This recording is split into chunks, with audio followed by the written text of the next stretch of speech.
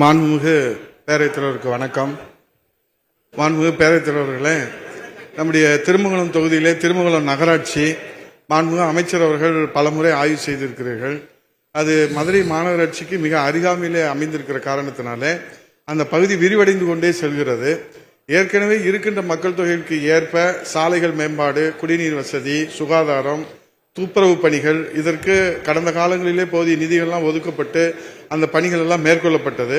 தற்போது அதிகரித்து வருகின்ற தேவைக்கு ஏற்ப இந்த சாலை மேம்பாடு, இந்த குடிநீர் வசதி, கூட்டு குடிநீருக்கு மாண்புமிகு அமைச்சர்கள் அனுமதி கொடுத்திருக்கிறீங்க. மேல் நிறுத்தி தட்டி கட்டிட்டு இருக்கிறாங்க. இருந்த போதிலும் அங்க பற்றாக்குறை இருக்கிறது.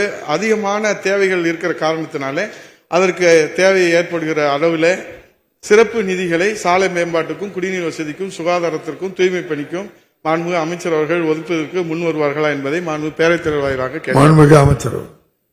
மாண்புமிகு பேரவைத் தலைவர்களே, திருச்சி, கோவை, மதுரை, சேலம்